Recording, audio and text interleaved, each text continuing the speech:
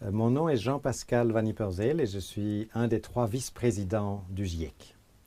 Alors ce que je fais, c'est en général d'essayer de mettre de l'huile dans les rouages du GIEC pour essayer qu'il fonctionne le mieux possible, que ces différentes parties communiquent le plus efficacement possible et qu'on essaye de servir la communauté internationale de la meilleure façon.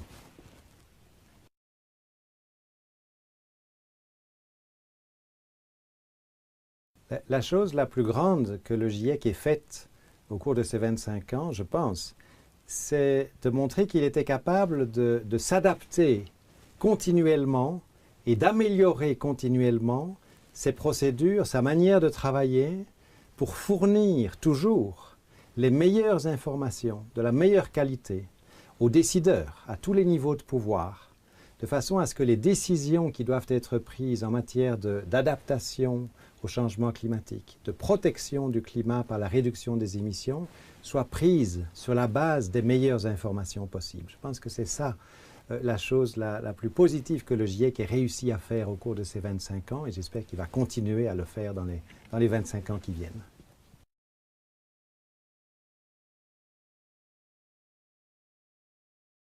Comment est-ce que je vois le futur du GIEC? Mais je le vois continuant à fournir les informations dont les décideurs ont besoin dans la forme qui leur est nécessaire. C'est évidemment, ce sont des informations et c'est une forme qui évolue avec le temps parce que le monde a changé depuis 25 ans. Et je suis confiant parce que le GIEC a réussi à s'adapter au fil du temps et je suis convaincu que dans le futur, le GIEC va continuer à s'adapter, à améliorer ses procédures et la qualité des informations qu'il fournit.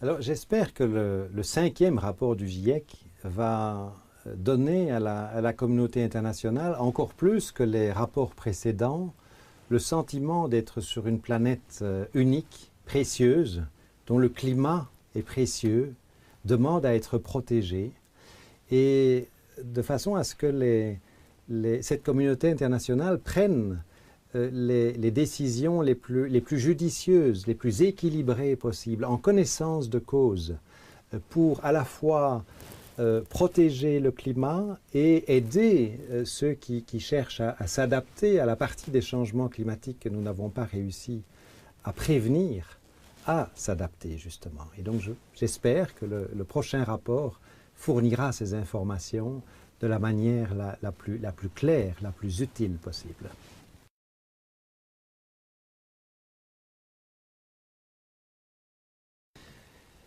Vous savez, je suis un scientifique. Alors ce que je trouve le plus encourageant dans mon travail au GIEC, c'est de voir à quel point la science, que je connais un petit peu, peut être mise au service, grâce au GIEC, de la communauté internationale dans toutes les décisions que cette communauté internationale doit prendre en matière de climat.